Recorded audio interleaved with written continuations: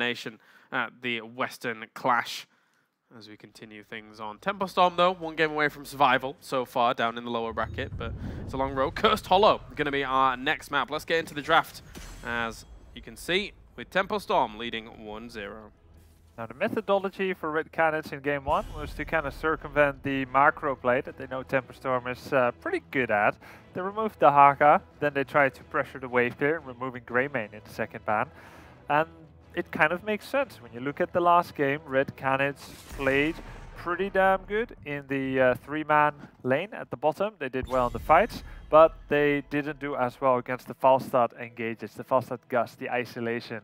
And so they're not doing that methodology this time. They're going to be removing Tassadar instead. Well, for Tempo Storm, they decide if they want to get rid of the Haka, which is a usual go-to for Red Canids when you're on 3-lane Battlegrounds, or to get rid of that Oriole that has the strength for Vala. Now, they did get the win last game, but it is something for them to consider moving into this ban. Those are the two options that really stand out for me. If this were any other teams, of course, Abathur was always a threat, but we haven't seen Abathur from Red Canids, so I'm assuming Tempo Storm doing their homework wouldn't go down that route. But to be honest, Abathur is a hero that if Red Canids even kind of is able to play, I personally feel like that is a big enough power spike that if they have the confidence to let it go through, and Red Canids is even remotely competent onto the hero, I give a huge sway over towards Red Canids. They do kind of get the call out, if you will, on the lack of Abathur for Red Canids. And they kind of need to. If they can, they must take it now, because the Haka has been removed. It's one of the best counters to Abathur, and we know that Tempo Storm likes to run Abathur, Genji, Shen, Brightwing, Uther, you know, this is their map for that sense, for that purpose. It's perfect. And then you remove the Haka, you get the double lock-in. It's now or never for Red Canids on Abathur, because I think if they don't, it's just immediate ABBA pickup for Tempo Storm. That's what I think anyway. Yeah, I mean, yeah, no reason they wouldn't. I mean, I would love for them to move into it, but I have yet to recall a time of them doing so. If you're going to do it on the big stage before you go out, hey, this might be the time, right? Abathur is pretty aggressive on this battleground. You get to that level 10, you get the ultimate evolution clone, you can really shut down your opponents. And you mentioned the big problem here is that Tempo Storm is willing to play that Abathur. So Red Canids need to be aware and willing to switch out. They decide to go ahead and move into the Oriole. See how long it takes to lock this in. Yeah, a lot of doubt. And I do think Ariel is one of the emerging top picks of the tournament. I think she's going to be first pick, first ban for a lot of the games as we go on. Even some of the minor regions are leveraging Ariel to make really close games against the major regions. Yep. I think she's very powerful, and it's a great way to get early game pressure and advantage that can kind of forestall the Abathur power spike later. But here's the thing. Because they didn't take ABBA in first slot, I think Tempo Storm has the confidence that they won't do that at all. Yeah, no, they're essentially a call out to the entirety of the draft, and the convenience of leaving it still available is if you end up getting a selection, you essentially can force a secondary ban for Red Canids by leaving it up and not picking up to the higher slots. Yeah. Granted, you could have been doing that in other dynamics too by picking the Abathur there. It would just cycle one of those elders into that role. But then you remove the opportunity for Red Canids to deny it through a pick, right? So it is a rather clever trick, if you will. It's not by any means the first time that we've seen a team be able to get this kind of call out on a lack of ability to play one specific and key hero like Tempo Storm is. But as you say, it's like you force out that second ban, then maybe Tempo Storm has other plans, and then they go unimpeded. Exactly. You go, are you going to ban this? And the answer is no. The remainder of your composition just establishes to build around that traditional pick that you want, or unless your opponent hyper carry, like they hyper focus to stop that pick, and then you just go, nah, we aren't doing it. The old bait and switch, if you will. Zarya once again, they're getting that ban. They banned Jay Shrit away. There's the Abathur ban. Doesn't rock that pink hair anymore, but I heard that they would like and would work well for them. I do miss it. The mustache and the hair from Red Canids. It was really, really shocking to see Typhex without that mustache. Well, this morning, Yeah, man. Threw me off. He took it off? Yeah, he took it off. He doesn't have it anymore. He literally just ripped it off, dude. It's pretty crazy. I don't think that happened. Well, Red Canids already getting a pretty solid draft for what they've played in the past. We saw this very often in the qualifiers that they came through here to get to the Western Clash. And Nubrak in particular was played pretty often. So they are set up well. If they can get the cocoon on an Uther when a Genji dives in and you can mess up the disrupting on the timing, it can be strong for your team to force down that Genji and try and get a kill on him. Also, Lenara in particular, good against Uther. If you can sustain a fight out, really, and burn them down. Falstad, Stitches, pick up for Tempo Storm on the 3rd and 4th rotation. Boy, this looks familiar. It's 4 of the same picks as last draft. I think that's why it looks familiar. Yeah, to you, Kalaris. thanks. My memory's getting fuzzy. By the way, the last one's Li Ming. Oh, okay, perfect. Yeah, no problem. Thanks. It's also the exact same pick order. Actually, it was Genji Uther first. Now it was Uther Genji. It's like the order. Big that they- change up. Fantastic, thanks. All right, what do we go for Red Canids? What's their Hail Mary? What's their going out in blazing glory? I'm thinking. I haven't come up with anything yet, but I feel the biggest thing that I would like to see is them to draft pretty close with the double support once more, but I want that secondary slot to possibly be something, if it's not beefy, whatever it's going to be able to sustain and kind of hold its own, you know, with this all-in composition that Tempo Storm has kind of drafted. Be able to, Tychus is like one of the heroes that first comes to mind when thinking about something that can fulfill those rules. Maybe a Tyrael? Some extra protection? Yeah.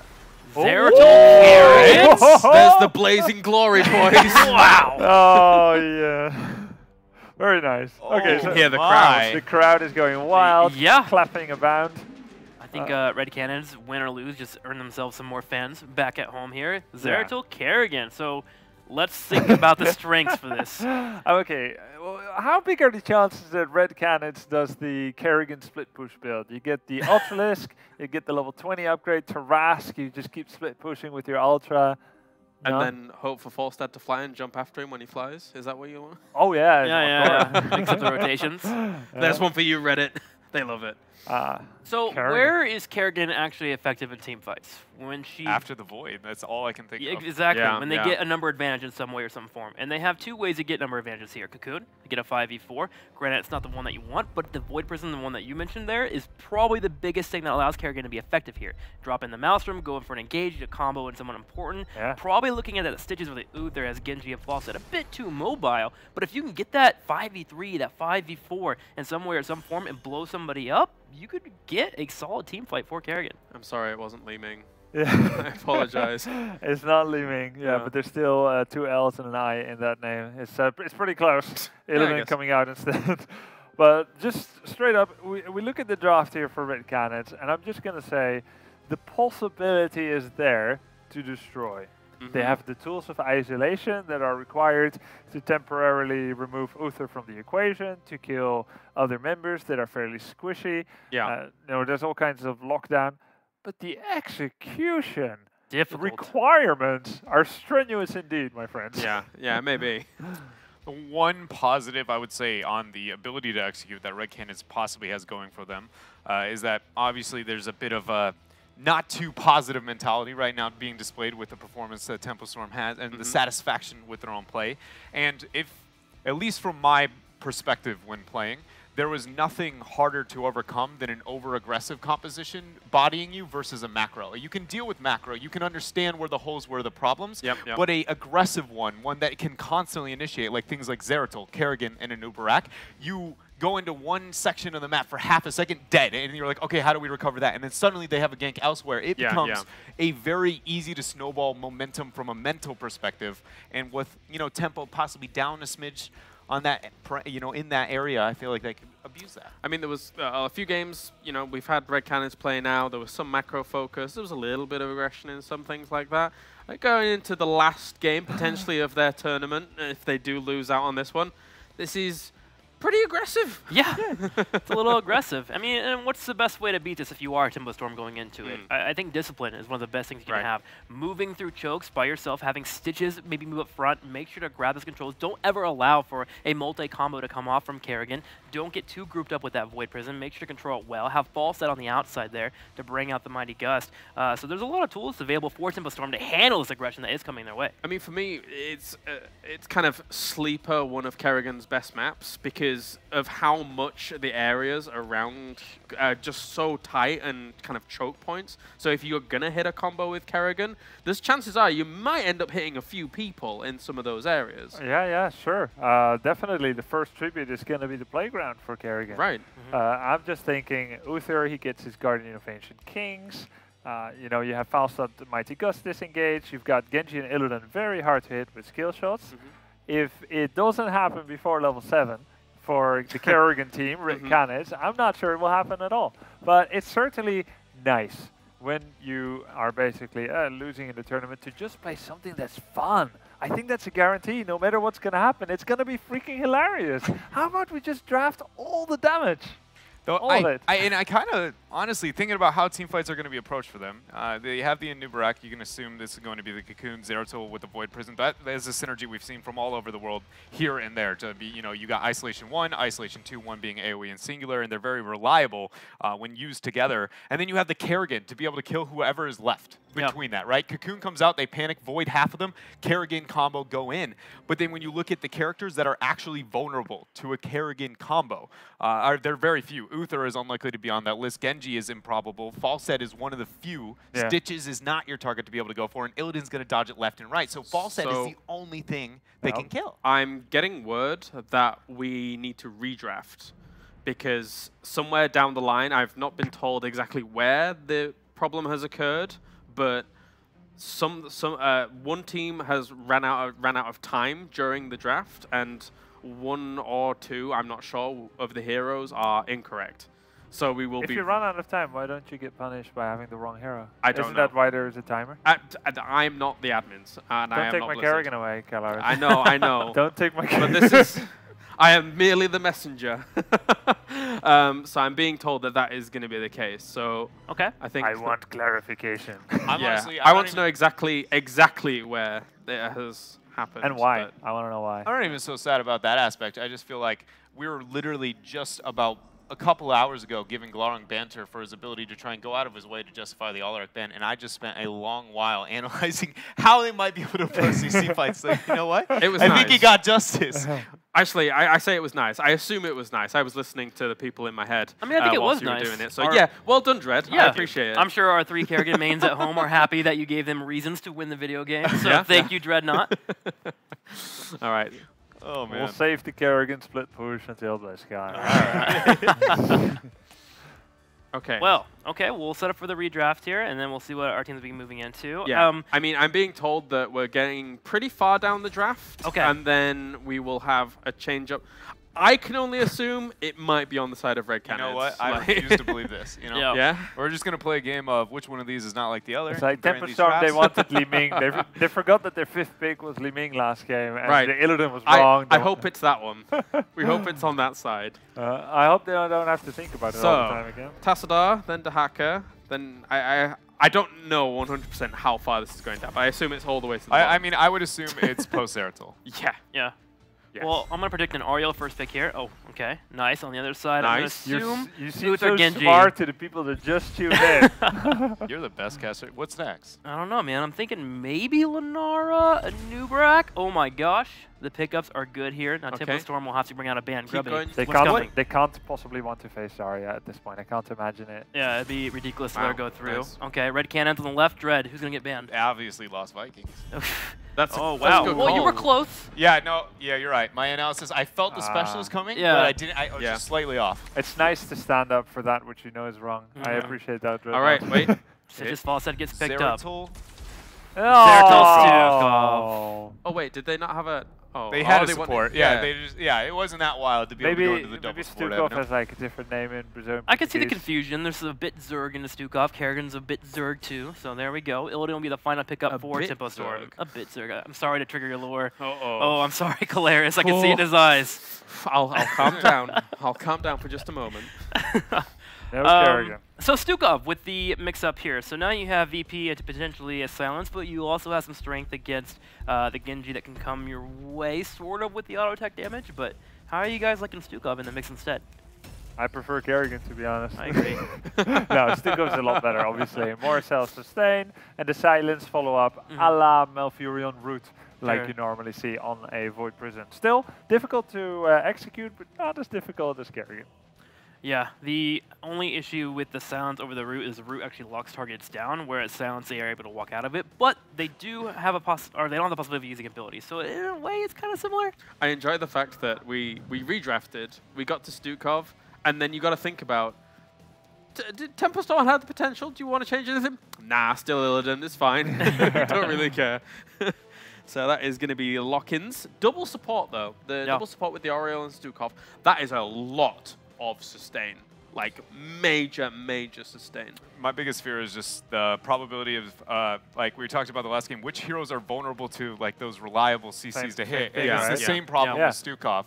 But the bigger, I would say even worse than what we saw with the Kerrigan direction, was the fact that now after the Void and what they are going to assume the approach to the team fight, outside of Impale and a Burrow Charge from a Nubarak, nothing is going to secure that you gain a lot of value out of that silence, whereas Kerrigan debatably actually could have done better in that area. Like, I know we were kind of joking about I would have rather the Kerrigan, but in some avenues, it actually accelerated greater than the Stukov, but I will fail into the sustain avenue, and it just puts more coordination necessary for Red Canids to be successful. Isn't there a weird world where Stukov has to be quite careful about his lurking arm because there is the potential of him just being hooked? Mighty Gust, hook, Illidan the Hunt. If you don't silence everyone, you're not safe standing there channeling. Yeah, it's quite a scary thought. It remains few actually fragile targets. There's even a point where Uther's team, Temper Storm, they can walk into the edge of a lurking arm, receive a Guardian of Ancient King's heal from Uther, and step right out for that free 50 arm instead of 25. If they're used to playing against Stukov, they can use his own strengths against him in that sense. And yeah, they can just walk away from much of what Red Canids is doing, except for that one Anubarak. All right, well, I think it's time now to go over to our commentary team here for game number 2. So let's see if we can see Red Canids stay alive here in the Western Clash, or if Tempo Storm can move on 2-0.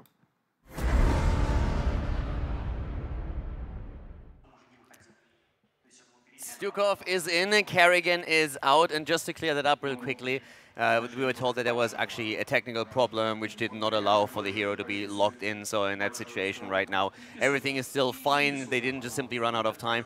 But we still have an interesting setup, and the first game was not as one-sided as we thought. What do you think about this one? Actually, I'm glad that you brought that up, Kaldor. I think looking at Dragonshire, the type of composition that Red Canids had, that maybe is a little bit more forgivable, but it's now time for Tempo Storm to have a dominant game. They came in with the confidence to be able to beat Team Liquid. They felt confident, and granted, Team Liquid showed up today. It was the good version that we knew. But Tempo Storm should still be dominant here. In the blue, we have Red Canids. And the Red Canids, of course, starting to the left with Viera on Stukov, Typhix on Zeratul, Lito on Oriel, Tulin on Anubarak, and Jay Schritte on Lonara.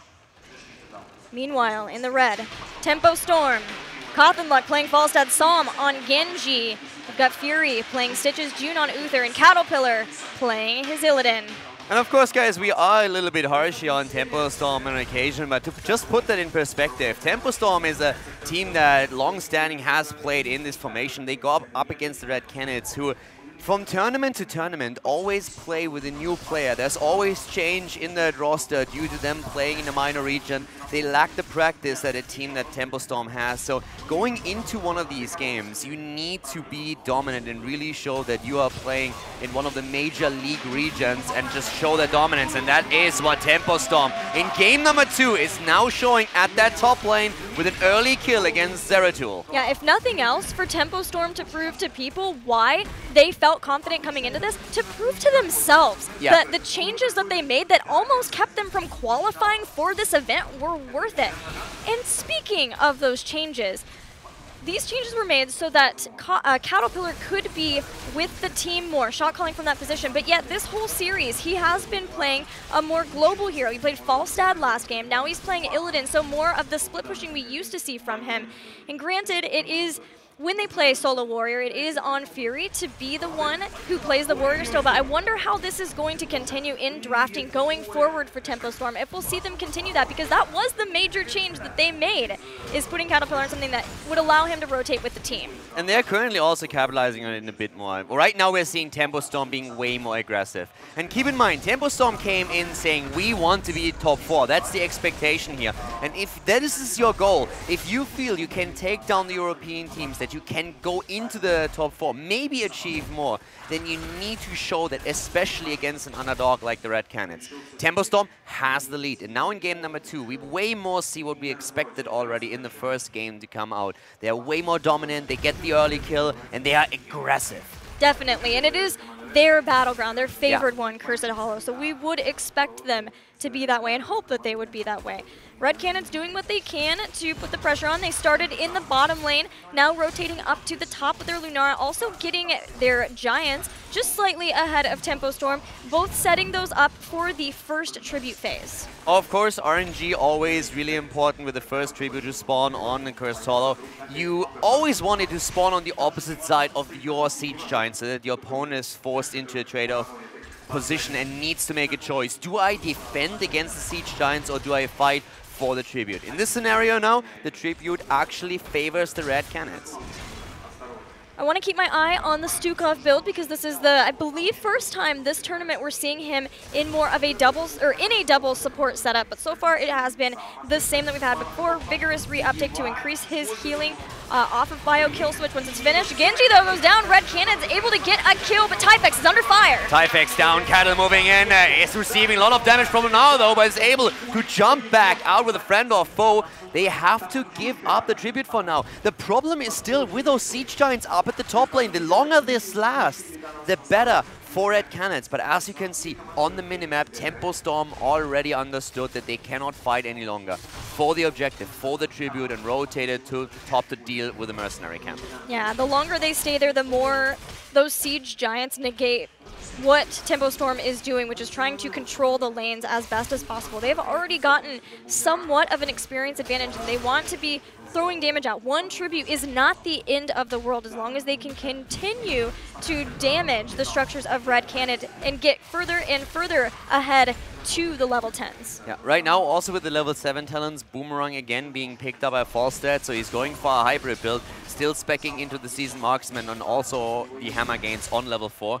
But with Boomerang alone, especially after 10, you have an easy time bursting these waves down, and that allows him more split push potential. He has an easier time picking up that side soak experience, and there of course becomes, especially towards the late game when the map opens up, a frightening tool that can give a team a lead. Yeah, and that's allowing Cothenluck to be the split push away from the team, and Cattle has been sort of sticking more so with the rest of the team, but either way, even if Cattle stays in one lane in the top and you put Falstad in the bottom, the 3-man of Tempo Storm are able to rotate around and try to look for where there's a weak point of Red Canids, whether it's a structure or whether it is a pick on somebody like we've seen so far on Zeratol. And they've started to pressure the mid lane quite a bit, but with level 7s in mind, also think about Lunara, having now of course the Splintered Spear taken, and also when we're talking Stukov, it's again within my reach. So if you see the Lurking Arm build on Stukov, it's usually always your 1, 7, and 13 that we're talking about here.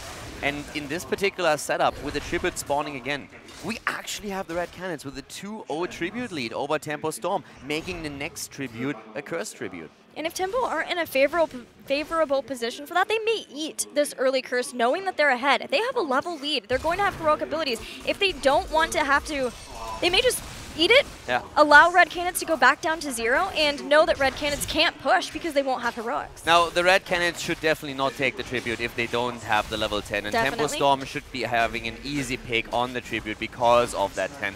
And they're already making a play towards the boss as the top lane is heavily pressured. We're seeing the Red Canids trying to take down a fort, but Tempo responds in kind. There's the tribute going to spawn. It is a favorable position for Tempo Storm.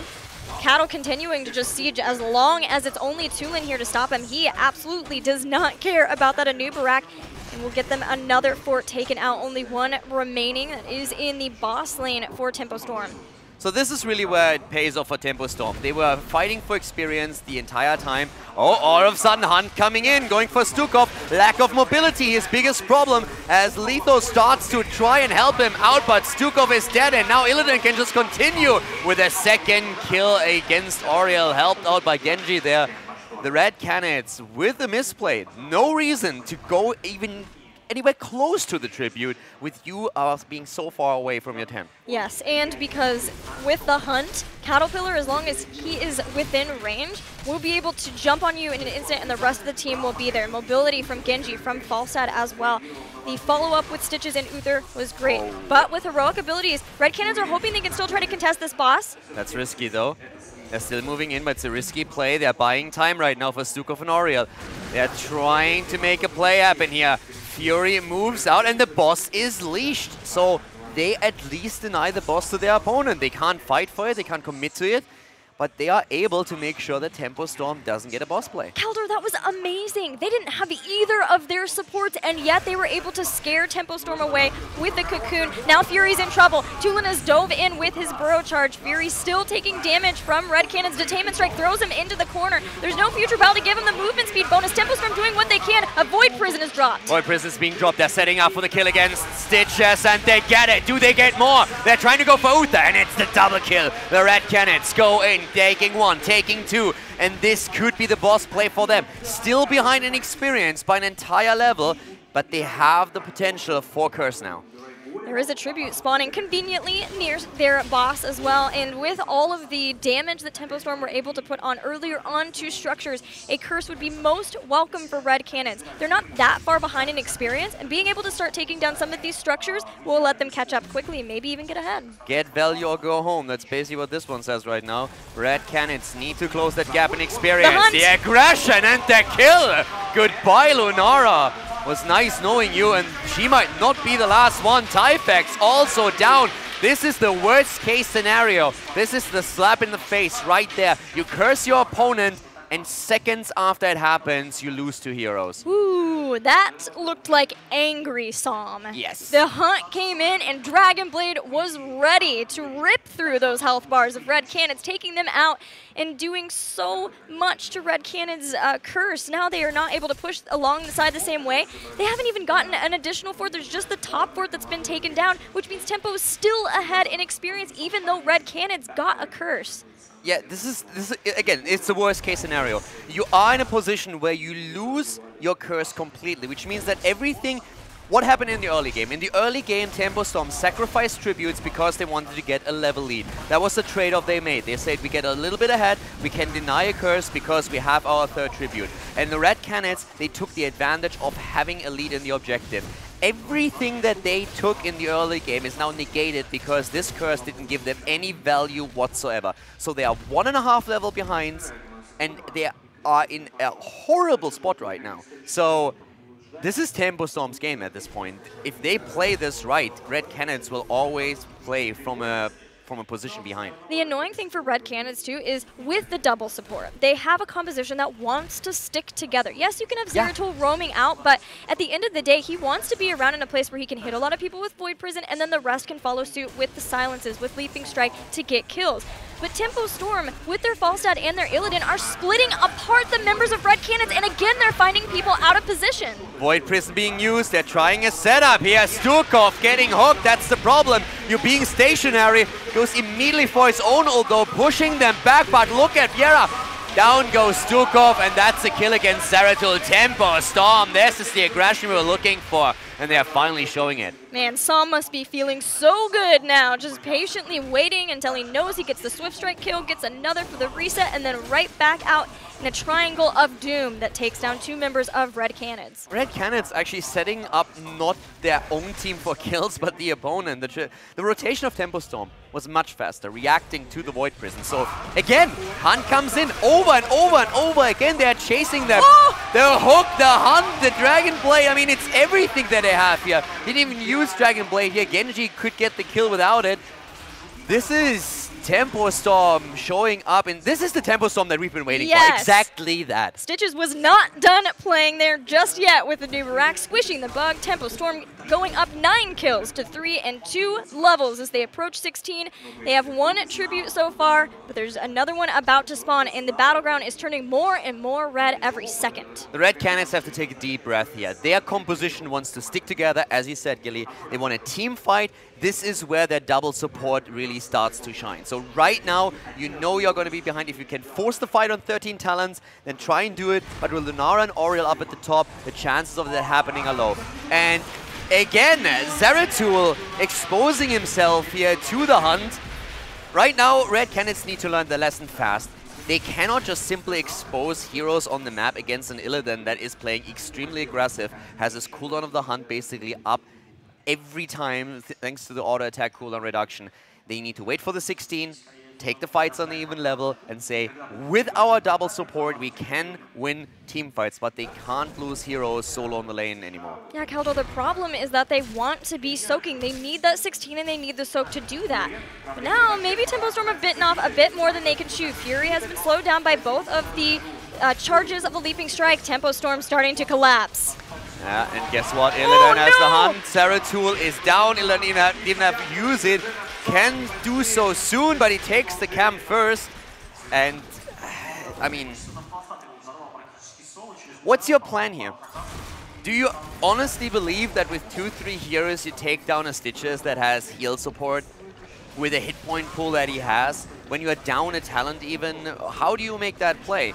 You will not be able to deny that curse. Either you have to fight a team fight on 13 versus 16 talents, or you're willing to eat the curse, defend your keeps, and say, let's just try and survive for as long as we can, somehow soak the 16, and once we have the 16, we have 2 good fights on even talents, and we need to win that. That's our only way back into the game. But right now, the Red Canids are just feeding more kills towards their opponent, and they seem very much off the roll if you compare it to the cohesive unit that they were in the last game. Right, you mentioned that Red Canids don't want to be seen in the lane. The problem is that Tempo Storm is seen in lane, and then every time Red Canids are baited to that, this time a hook over the wall into complete destruction so fast. Now, there's mistakes that you make that an opponent can exploit, and there's mistakes that are being forced onto you. And these plays that we're seeing here, Fury with a fantastic hook, and they get a kill against Aura. This is awesome. Oh my goodness! And another one hits home. Goodbye, Lunara. In comes Illidan, and the hatred of 10,000 years is destroying everything. A triple kill, and the dreams and hopes of the Red Canids are going down in flames. Shuriken confirms a 4th kill. There's only one left trying to defend, and it is poor Stukov as Tempo Storm bring out the Dragon Blade, cut through the core, and are taking it down in quick fashion. Sam is slicing and dicing as the core is down, and this is Tempo Storm in very, very dominant fashion, taking game number 2 and taking down the Red Canids. They lost